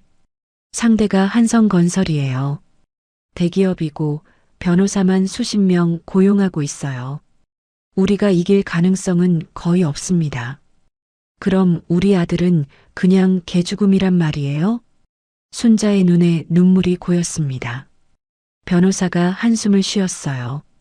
솔직히 말씀드리면 승소해도 보상금 얼마 못 받아요. 오히려 어머님이 명예훼손으로 역고소당할 수 있습니다. 순자는 더 이상 듣고 싶지 않았습니다. 비틀거리며 사무실을 나왔어요. 저녁 6시 순자는 방송국을 찾아갔습니다. 은지가 소개한 기자를 만나기 위해서였죠. 하지만 로비에서 막혔습니다. 약속 있으세요? 아니요. 하지만 꼭 전해야 할 제보가. 죄송합니다. 약속 없으면 들어가실 수 없어요. 순자는 애원했지만 소용없었습니다. 그때 엘리베이터에서 내린 기자가 순자를 봤어요. 은지 친구였죠. 어머님? 기자님, 꼭 좀 도와주세요. 기자는 순자를 조용한 카페로 데려갔습니다. USB를 확인한 기자의 얼굴이 어두워졌어요. 이건 정말 큰 건이네요. 하지만 뭐예요? 한성건설은 저희 방송국 최대 광고주예요. 이걸 보도하면 광고 다 끊길 거고 저도 잘릴 겁니다. 순자는 절망했습니다. 모두가 돈과 권력 앞에 무릎 꿇은 거예요. 밤 9시 순자는 시장으로 돌아왔습니다. 파괴된 가게 앞에 서 있으니 모든 게 무너진 것 같았어요. 그때 시장 상인들이 모여들었습니다. 순자 언니, 이제 그만하자. 떡집 사장이 말했습니다. 과일 가게 아주머니도 고개를 끄덕였어요. 우리도 무서워. 그놈들이 우리 가게도 부술지 몰라. 민호도 이런 걸 원하지 않을 거야. 순자는 믿었던 사람들마저 등을 돌리는 걸 봤습니다. 이해는 했어요. 그들도 먹고 살아야 하니까. 하지만 가슴이 찢어지는 것 같았죠. 그래, 알았어요. 순자는 힘없이 대답했습니다. 상인들이 하나둘 돌아갔어요. 순자 혼자 남았죠. 병원으로 돌아온 순자는 은지 병실 앞 의자에 앉았습니다. 은지마저 순자를 말렸어요. 어머님, 저 때문에 어머님까지 위험해져요. 이제 그만하세요. 너까지 그러니? 남편도 원하지 않을 거예요. 어머님이 다치는 걸. 순자는 아무 말도 할 수 없었습니다. 모두가 포기하라고 했어요. 정의는 없고 진실은 묻히고 악인만 승리하는 세상이었습니다. 4월 19일 목요일 새벽. 순자는 낙골당에 갔습니다. 민호의 유골함 앞에 무릎을 꿇었어요. 아들아, 엄마가 무능해서 미안해. 내 원수를 갚아주지 못해서. 순자는 처음으로 소리내어 울었습니다. 아들을 잃은 후 처음으로 터뜨린 통곡이었어요. 낙골당의 울음소리가 울려 퍼졌죠. 최상무 그놈이 이겼어. 우리가 졌어. 미안해, 민호야. 순자는 가방에서 USB를 꺼냈습니다. 이제 이것도 소용없었어요. 아무도 믿어주지 않고 아무도 도와주지 않으니까. 그때 휴대폰이 울렸습니다. 새벽 4시였어요. 화면을 보니 민호라는 이름이 떴습니다. 순자는 깜짝 놀랐죠. 또 그 이상한 전화였어요. 메시지가 재생됐습니다. 민호의 목소리였지만 이번엔 달랐어요. 엄마, 포기하지 마세요. 진실은 반드시 밝혀집니다. 제가 남긴 걸 다시 확인해 보세요. 순자는 떨리는 손으로 휴대폰을 들여다봤습니다. 이게 뭐지? 민호가 또 뭘 남긴 걸까? 휴대폰 화면이 꺼졌다가 다시 켜졌습니다. 순자는 벤치에 앉아 숨을 고르려 했어요. 납골당의 차가운 공기가 폐를 파고들었죠. 민호의 유골함이 새벽 어둠 속에서 희미하게 보였습니다. 순자는 다시 일어섰습니다. 민호가 보낸 메시지가 계속 머릿속을 맴돌았어요. 제가 남긴 걸 다시 확인해 보세요. 무엇을 더 확인하라는 걸까요? 집으로 돌아가는 택시 안에서 순자는 계속 생각했습니다. USB는 이미 확인했고 음성 파일도 들어봤어요. 더 이상 뭐가 있을까? 새벽 5시 순자는 파괴된 가게에 도착했습니다. 아직 정리도 하지 못한 상태였죠. 깨진 김치독 조각들이 바닥에 널려 있었고 말라붙은 김치 국물이 얼룩처럼 남아 있었습니다. 순자는 무릎을 꿇고 바닥을 만져봤습니다. 30년의 세월이 느껴졌어요. 이곳에서 민호를 키웠고 은지를 며느리로 맞았고 행복했던 시간들이 있었죠. 이대로 끝낼 수는 없어. 순자는 다시 한번 민호의 유품을 확인하기로 했습니다. 가게 뒤편 작은 창고로 들어갔어요. 거기에는 민호의 짐이 아직 그대로 있었습니다. 최상무 패거리들도 여기까진 뒤지지 않았던 모양이었죠. 상자를 열자 민호의 노트가 나왔습니다. 회사 업무 노트였어요. 순자는 한 장 한 장 넘겨봤습니다. 그러다가 이상한 메모를 발견했어요. 엄마가 이걸 보신다면 저는 이미 없을 겁니다. 하지만 포기하지 마세요. 30일 후 자동 전송. 결정적 증거. 30일 후 순자는 날짜를 계산해 봤습니다. 내일이었어요. 4월 20일이 정확히 30일째였죠. 4월 19일 목요일 오전. 순자는 민호의 방에 앉아 있었습니다. 아들이 쓰던 책상, 의자, 침대. 모든 게 그대로였죠. 창문 밖으로 봄비가 내리고 있었습니다. 빗소리가 순자의 마음처럼 처량했어요. 책상 서랍을 열었습니다. 민호의 일기장이 또 하나 있었어요. 어린 시절 일기장이었죠. 순자는 천천히 페이지를 넘겼습니다. 2005년 5월 8일. 아빠가 돌아가셨다. 엄마가 많이 우셨다. 나는 이제 엄마를 지켜야 한다. 아빠가 그러셨으니까. 20살 민호의 글씨였습니다. 순자의 눈물이 일기장에 떨어졌어요. 그 어린 아들이 얼마나 무거운 짐을 짊어졌을까요? 다음 페이지를 넘겼습니다. 엄마가 김치 가게를 시작했다. 나도 도와드려야지. 엄마 혼자 고생하시는 게 마음 아프다. 순자는 기억했습니다. 그때 민호가 새벽마다 일어나서 김치를 담그는 걸 도와줬죠. 대학 다니면서도 말이에요. 또 다른 일기를 읽었습니다. 오늘 은지를 만났다. 착한 사람이다. 엄마가 좋아하실 것 같다. 엄마께 효도할 수 있는 며느리였으면 좋겠다. 순자는 일기장을 덮었습니다. 더 이상 읽을 수가 없었어요. 아들은 항상 엄마를 생각했는데 정작 엄마는 아들을 지켜주지 못했습니다. 오후 3시 순자는 남편의 유품을 꺼냈습니다. 군용 나침반을 다시 들여다봤어요. 나침반 바늘은 여전히 북쪽을 가리키고 있었죠. 흔들림 없이, 변함없이. 남편이 생전에 했던 말이 떠올랐습니다. 여보, 나침반은 언제나 제 길을 가리켜. 아무리 어둡고 험해도 방향을 잃지 않지. 순자는 나침반을 가슴에 품었습니다. 그리고 깨달았어요. 민호가 왜 이 나침반에 증거를 숨겼는지를.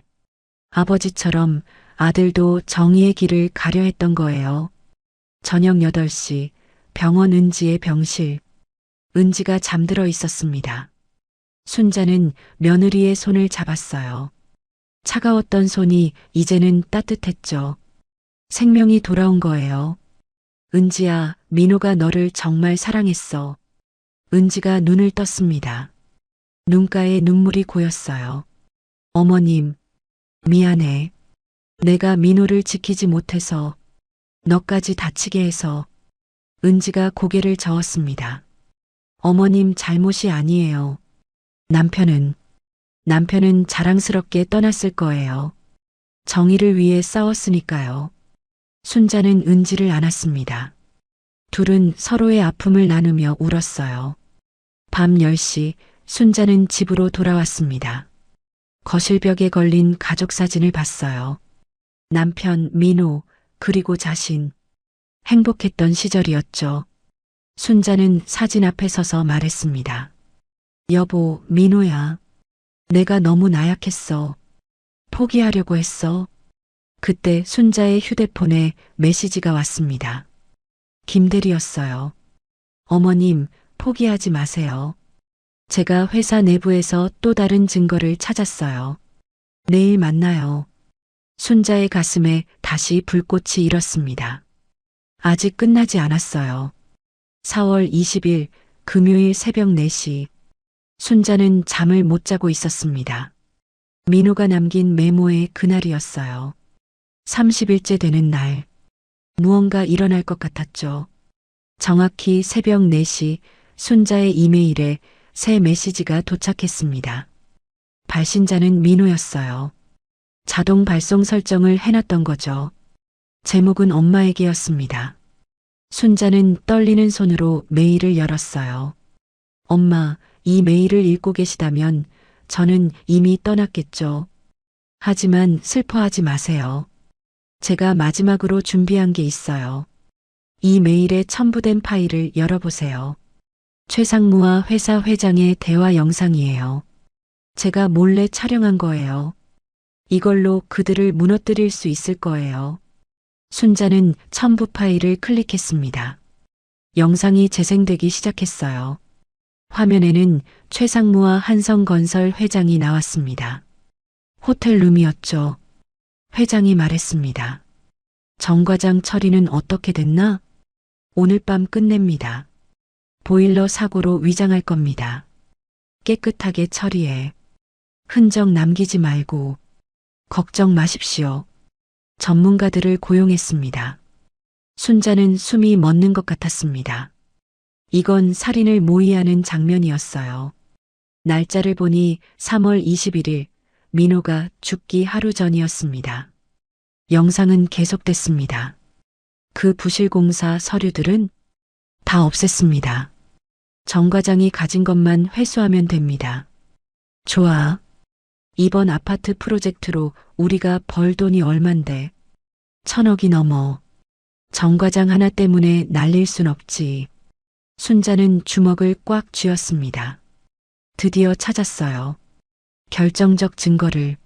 민호의 메일은 계속됐습니다. 엄마, 이 영상을 여러 곳에 동시 발송되도록 설정했어요. 언론사, 검찰청, 시민단체. 30곳이 넘어요. 이제 그들은 끝났어요. 엄마가 안전할 때까지 기다렸다가 공개되도록 했어요. 사랑해요, 엄마. 순자는 울음을 터뜨렸습니다.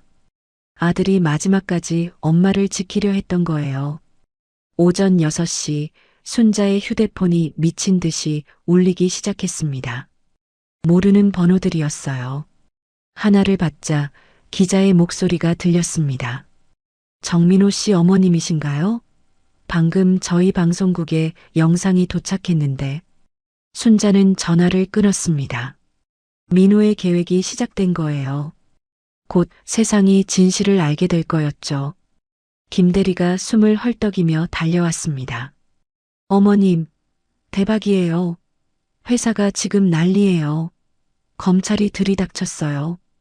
김대리의 얼굴에는 흥분과 안도가 섞여 있었습니다. 그도 이 순간을 기다렸던 거예요. 오전 9시 순자는 TV를 켰습니다. 모든 뉴스가 한성건설 사건을 다루고 있었어요. 오늘 새벽 한성건설 회장과 최상무가 직원 살해를 모의하는 영상이 공개되었습니다. 영상 속에서 그들은 부실 공사를 은폐하기 위해 내부 고발자를 제거하기로 합의하는 모습이 화면에 최상무가 수갑을 찬 채 연행되는 장면이 나왔습니다. 그의 얼굴은 창백했고 고개를 숙이고 있었어요. 그 거만하던 모습은 온데간데 없었죠. 순자는 민호의 사진을 가슴에 안았습니다. 아들아, 내가 해냈어. 내가 이겼어. 그때 문을 두드리는 소리가 났습니다. 밖을 보니 시장 상인들이 모두 와 있었어요. 떡집 사장이 눈물을 흘리며 말했습니다. 순자 언니 미안해요. 우리가 겁쟁이였어요. 과일 가게 아주머니도 울고 있었습니다. 민호가 영웅이었네요. 우리가 몰라봤어요. 순자는 그들을 안았습니다. 이제 혼자가 아니었어요. 모두가 민호의 정의를 알게 됐으니까요. 4월 20일 금요일 오전 10시 검찰청 앞은 기자들로 가득했습니다. 순자는 검은 정장을 입고 당당하게 걸어갔어요. 손에는 민호의 영정 사진과 증거가 담긴 서류 봉투를 들고 있었죠. 은지가 목발을 짚고 함께 왔습니다. 아직 완전히 회복되지 않았지만 이 자리에 꼭 함께하고 싶다고 했어요. 시장 상인들도 뒤따랐습니다. 검찰청 계단을 오르는 순자의 발걸음은 흔들리지 않았습니다. 더 이상 두려운 게 없었어요. 아들이 목숨 걸고 지킨 진실을 세상에 알릴 차례였죠. 정민호 어머님, 한 말씀 해주세요. 기자들이 마이크를 들이밀었습니다. 순자는 멈춰서서 카메라를 정면으로 바라봤어요. 제 아들은 비겁자가 아닙니다. 정의를 위해 싸운 용감한 사람이었어요. 순자의 목소리는 떨리지 않았습니다. 오히려 단호했죠. 검사실에서 순자는 모든 증거를 제출했습니다. USB, 음성 파일, 영상, CCTV 자료, 그리고 민호가 남긴 모든 기록들이었어요. 검사는 진지한 표정으로 하나하나 확인했습니다. 이 정도면 충분합니다. 최상무와 회장은 이미 구속됐고 추가 공범들도 수사 중입니다. 검사가 순자를 바라봤어요. 아드님이 대단한 일을 하셨습니다. 천가구의 생명을 구한 거예요. 순자는 눈물을 참았습니다. 아들의 희생이 헛되지 않았어요. 오후 2시 한성건설 본사 앞 거대한 건물이 햇빛을 받아 번쩍이고 있었습니다. 하지만 이제 그 빛은 거짓의 빛이었죠. 경찰차가 줄지어 서 있었고 직원들이 하나둘 연행되고 있었어요. 순자는 건물을 올려다봤습니다. 민호가 매일 출근했던 곳이었어요. 이곳에서 아들은 양심과 싸웠고 결국 정의를 선택했죠. 김대리가 박스를 들고 나왔습니다. 회사를 그만두는 거였어요. 어머님, 이제 새 출발을 하려고요. 선배님처럼 정직하게 살고 싶어요. 김대리의 눈에는 결의가 담겨 있었습니다. 민호의 죽음이 그를 변화시킨 거예요. 저녁이 되자 민호가 죽었던 모텔 자리에 갔습니다.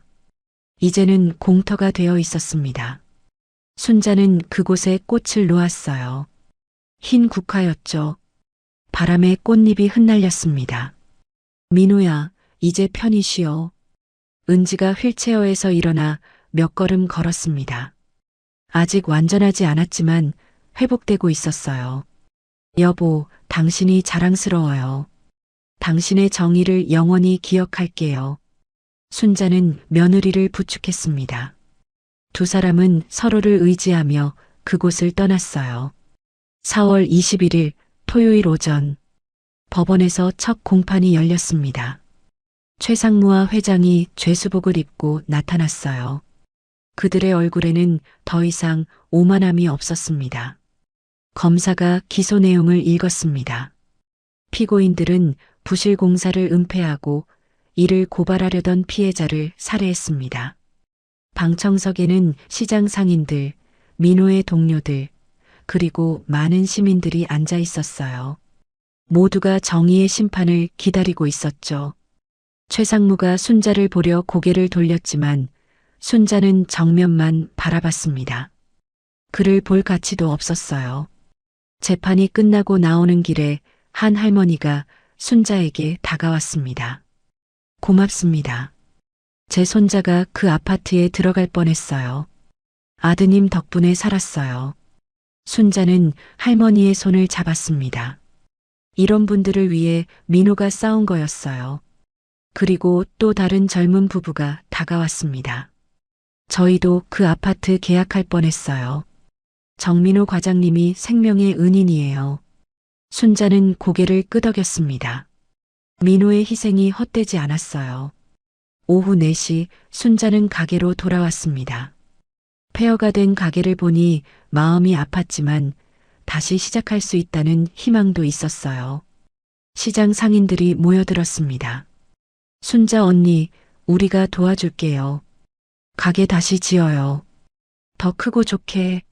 모두가 팔을 걷어붙였습니다. 김치독을 치우고 바닥을 닦고 새로운 선반을 들여놨어요. 혼자가 아니었습니다. 모두가 순자의 가족이었죠. 저녁이 되자 가게가 조금씩 모양을 갖춰갔습니다. 비록 예전만 못했지만 새로운 시작이었어요. 순자는 민호의 사진을 새 가게 벽에 걸었습니다. 환하게 웃는 아들의 모습이었죠. 아들아, 엄마가 내 목까지 열심히 살게. 지켜봐줘. 밤 9시 순자는 집으로 돌아왔습니다. TV에서는 여전히 한성건설 사건을 다루고 있었어요. 전국이 충격에 빠졌죠. 하지만 동시에 민호를 영웅으로 기억하기 시작했습니다. 앵커가 진지한 표정으로 말했습니다. 고 정민호 과장의 용기 있는 고발로 수천 명의 생명이 구해졌습니다. 그는 자신의 안위보다 시민들의 안전을 먼저 생각한 진정한 의인이었습니다. 순자는 남편과 민호의 사진을 나란히 놓았습니다. 두 사람 다 정의를 위해 살았던 사람들이었어요. 남편은 나라를 위해, 아들은 시민들을 위해 목숨을 바쳤죠. 순자는 나침반을 꺼내 들었습니다. 바늘은 여전히 북쪽을 가리키고 있었어요. 흔들림 없이, 변함없이. 민호도 이 나침반처럼 끝까지 올바른 길을 갔던 거예요. 전화벨이 울렸습니다. 은지였어요. 어머님, 내일 병원에서 퇴원해요. 이제 집으로 갈 수 있어요. 그래, 우리 집으로 와. 같이 살자. 네, 어머님. 가족이니까요. 순자는 미소 지었습니다. 가족. 그래요. 아직 가족이 있었어요. 민호는 떠났지만 은지라는 딸이 있었습니다. 그리고 시장 사람들도 있었죠. 순자는 혼자가 아니었어요. 창밖을 보니 별이 빛나고 있었습니다. 유난히 밝은 별 하나가 반짝였어요. 민호 같았습니다.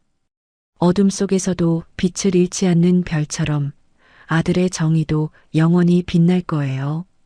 5월 15일 화요일 오전 9시 서울중앙지방법원 대법정. 이곳에 수백 명의 사람들이 모여 있었습니다. 최종 판결을 듣기 위해서였죠. 순자는 맨 앞줄에 앉아 있었어요. 은지가 옆에 있었습니다. 아직 목발을 짚고 있었지만 이 중요한 순간을 함께하고 싶다고 했어요. 재판장이 법정으로 들어왔습니다. 모두가 일어섰다가 다시 앉았어요. 긴장감이 법정을 가득 채웠습니다. 피고인들은 일어서시오. 최상무와 회장이 일어섰습니다.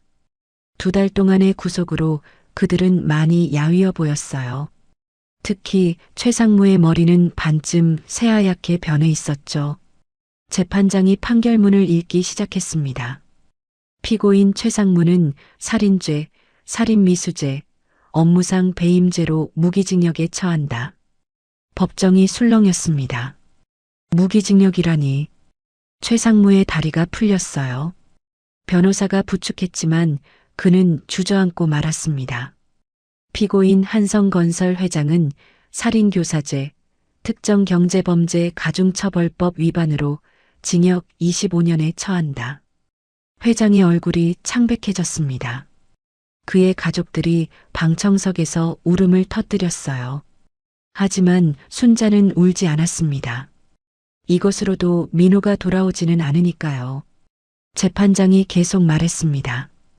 피고인들의 죄질이 극히 불량하고 자신들의 이익을 위해 무고한 시민의 생명을 빼앗은 점, 수천 명의 안전을 위협한 점을 고려했습니다. 그리고 재판장이 순자를 바라봤어요. 고 정민호 씨의 숭고한 희생을 기억하겠습니다. 그의 용기가 없었다면 더 큰 비극이 일어났을 겁니다. 순자는 고개를 숙여 인사했습니다. 눈물이 흘렀지만 이번엔 슬픔의 눈물이 아니었어요. 안도의 눈물이었죠. 법정을 나오자 기자들이 몰려들었습니다. 어머님, 소감이 어떠신가요? 순자는 카메라를 향해 말했습니다. 정의가 승리했습니다. 하지만 제 아들은 돌아오지 않아요. 다만 이런 일이 다시는 일어나지 않기를 바랍니다. 오후 2시 납골당. 순자와 은지 그리고 김대리가 납골당을 찾았습니다. 봄꽃이 만발한 5월이었어요. 민호의 유골함 앞에는 이미 많은 꽃다발이 놓여 있었습니다. 시민들이 가져다 놓은 거였죠. 유골함 명패에는 이렇게 쓰여 있었습니다. 정의를 위해 목숨을 바친 의인 정민호. 김대리가 무릎을 꿇었습니다. 선배님, 그들이 벌을 받았어요. 이제 편히 쉬세요. 은지가 유골함을 바라보며 말했습니다. 여보, 당신이 자랑스러워요. 당신의 정의를 평생 기억할게요. 순자는 아들의 유골함 유리창을 쓰다듬었습니다.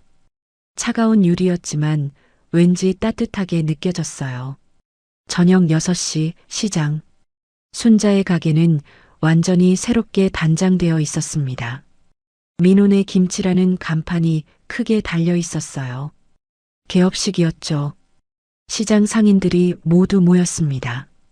시청에서도 사람들이 나왔고 민호의 회사 동료들도 왔어요.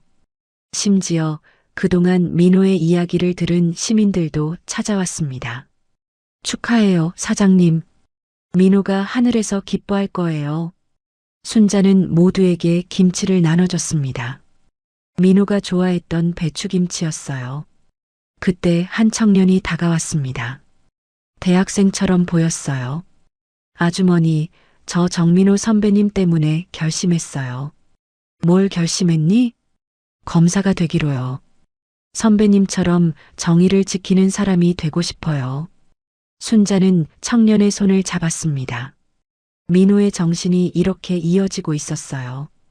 밤 9시 순자의 집. 은지와 순자가 저녁을 먹고 있었습니다. TV에서는 한성건설 부실공사 아파트 철거 소식이 나오고 있었어요. 위험한 건물이 사라지는 거였죠. 어머님, 내일 병원 가실래요? 재활 치료받는 날이에요. 그래, 같이 가자. 이제 많이 나아졌지? 은지가 순자의 손을 잡았습니다. 어머님이 계셔서 정말 다행이에요. 혼자였다면 못 버텼을 거예요. 순자도 며느리의 손을 꼭 잡았어요. 우리가 서로 있어서 다행이야. 창밖에서 새벽 전화가 온 지 정확히 2달이 지났습니다. 그 전화로 모든 게 시작됐죠. 아들을 잃은 아픔은 영원히 사라지지 않을 거예요. 하지만 순자는 이제 알았습니다. 민호가 남긴 건 죽음이 아니라 정이었다는 것을. 그리고 그 정의는 많은 사람들의 가슴 속에서 영원히 살아있을 거라는 것을요. 순자는 거실로 나와 민호의 상패를 바라봤습니다. 시민단체에서 보낸 의로운 시민상이었어요. 금빛으로 빛나는 상패에는 민호의 이름이 새겨져 있었죠. 은지가 따라 나왔습니다. 어머님, 남편이 보고 있을까요? 그럼 분명히 보고 있을 거야. 우리를 지켜주고 있을 거야. 두 사람은 창밖을 바라봤습니다. 도시의 불빛들이 반짝이고 있었어요. 저 불빛들 하나하나가 민호가 지킨 생명들이었죠. 순자는 생각했습니다. 민호가 떠난 자리는 크지만 그가 남긴 사랑과 정의는 더 크다고. 이제 순자는 그 유산을 이어가며 살아갈 거예요. 아들이 그랬던 것처럼 당당하고 정직하게. 달이 구름 사이로 모습을 드러냈습니다. 보름달이었어요. 민호가 좋아했던 보름달. 순자는 달을 보며 속으로 말했습니다. 아들아, 엄마가 너의 길을 이어가게. 사랑해, 영원히. 그때 휴대폰이 울렸습니다. 화면을 보니 모르는 번호였어요. 순자는 잠시 망설이다가 전화를 받았습니다. 여보세요? 정민호 과장님 어머님이신가요? 저는 부산에서 연락드렸습니다. 낯선 남자의 목소리였어요. 네, 맞습니다. 무슨 일이신가요? 저희 아파트도 한성건설이 지었는데 정민호 과장님 덕분에 부실 공사를 발견했습니다. 500가구가 살 뻔했어요. 정말 감사드립니다. 순자는 가슴이 뭉클해졌습니다. 민호가 구한 생명이 또 있었던 거예요. 아들이 한 일이에요. 당연한 일을 한 거죠. 어머님, 저희가 작은 성이라도 표하고 싶은데. 아니에요. 마음만 받겠습니다. 모두 안전하게 사신다니 그것만으로도 충분해요. 전화를 끊고 순자는 미소 지었습니다. 민호의 정의가 전국으로 퍼져가고 있었어요. 3월 21일 토요일 오전. 민호가 떠난 지 정확히 1년이 되는 날이었습니다. 순자는 새벽 일찍 일어나 김치를 담그고 있었어요. 손놀림은 여전히 능숙했지만 이제는 혼자가 아니었습니다. 은지가 옆에서 배추를 다듬고 있었죠. 어머님, 오늘 사람들 많이 올까요? 그럴 거야. 민호 일주기니까. 은지는 이제 완전히 회복되어 있었습니다. 비록 다리에 약간의 불편함이 남았지만 일상생활에는 지장이 없었어요. 그녀는 시민단체에서 일하며 민호의 뜻을 이어가고 있었죠.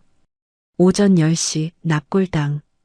예상대로 많은 사람들이 모였습니다.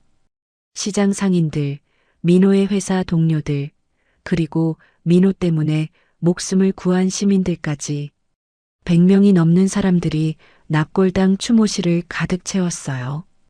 김 대리가 앞으로 나왔습니다. 이제는 과장이 된 그가 말했어요. 1년 전 오늘 우리는 영웅을 잃었습니다. 하지만 그의 정신은 살아있습니다. 사람들이 고개를 끄덕였습니다. 한 할아버지가 나섰어요. 제 손자 가족 12명이 그 아파트에 들어갈 뻔했습니다. 정민호 과장님 덕분에 살았어요. 또 다른 아주머니도 말했습니다. 우리 딸네 가족도요. 평생 감사하며 살겠습니다.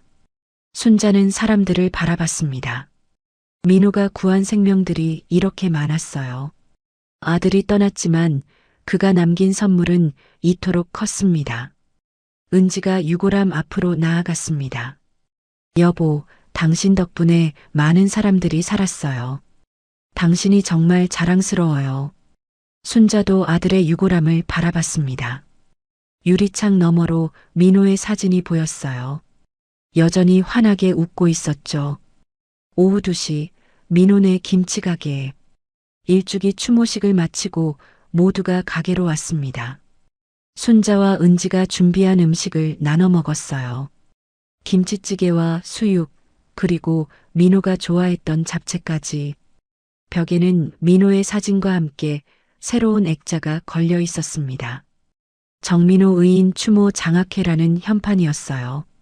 시민들이 모금해서 만든 장학재단이었죠.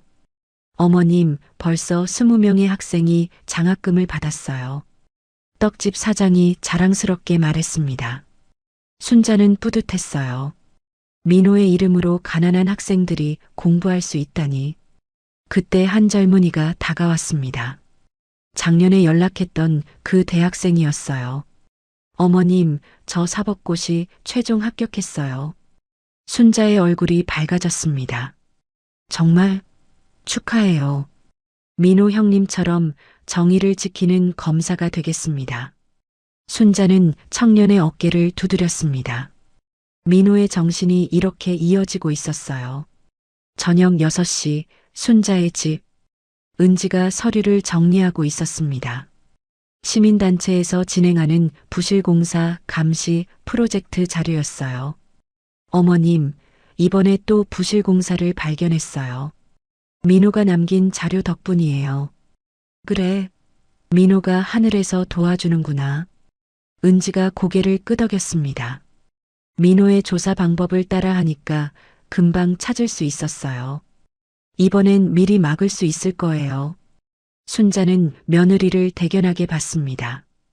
은지는 민호가 못다한 일을 계속하고 있었어요. 밤 9시 순자는 일기를 쓰기 시작했습니다. 3월 21일 민호가 떠난 지 1년. 오늘은 슬프지 않았다. 민호가 구한 사람들을 보니 자랑스러웠다. 은지가 민호의 일을 이어가고 있다. 민호를 기억하는 사람들이 늘어가고 있다. 그때 휴대폰이 울렸습니다. 메시지였어요. 민호 어머님, 저는 민호님이 구해준 아파트에 살 뻔했던 사람입니다. 오늘 제 아이가 태어났어요. 이름을 민호로 지었습니다. 은인의 이름을 따서요. 순자는 눈물이 났습니다. 민호라는 이름이 계속 이어지고 있었어요. 창밖을 보니 별이 유난히 밝았습니다. 그중 가장 밝은 별이 반짝거렸어요. 순자는 그 별을 보며 속삭였습니다. 민호야, 보고 있니? 내가 지킨 세상이 이렇게 아름다워. 은지가 거실로 나왔습니다. 어머님, 내일 남편이 조사했던 또 다른 현장 가볼래요? 아직 확인 안 한 곳이 있대요. 그래, 같이 가자. 민호가 남긴 일은 우리가 끝내야지. 순자는 생각했습니다. 민호는 떠났지만 영원히 살아있다고. 사람들의 기억 속에서, 그의 이름을 이어받은 아이들 속에서, 그리고 더 나은 세상을 위해 싸우는 모든 이들의 마음 속에서 새벽이 밝아오고 있었습니다. 새로운 하루가 시작되는 거예요. 오전 9시 휴대폰이 울렸습니다. 순자는 전화를 받았어요. 여보세요? 정민호 어머님이신가요? 저는 방송국 PD입니다. 민호님 일주기 특집 다큐멘터리를 만들고 싶은데요. 순자는 잠시 생각했습니다. 그리고 대답했어요. 네, 민호 이야기를 들려드릴게요. 많은 사람들이 알았으면 좋겠어요. 전화를 끊고 순자는 민호의 사진을 봤습니다. 아들아, 내 이야기가 전국에 알려질 거야. 내가 왜 싸웠는지, 왜 그런 선택을 했는지 모두가 알게 될 거야. 은지가 순자의 어깨에 손을 얹었습니다. 어머님, 우리가 민호를 기억하는 한 민호는 영원히 살아있을 거예요. 그래, 우리가 있는 한 민호는 죽지 않아. 두 사람은 서로를 의지하며 새로운 하루를 맞이했습니다.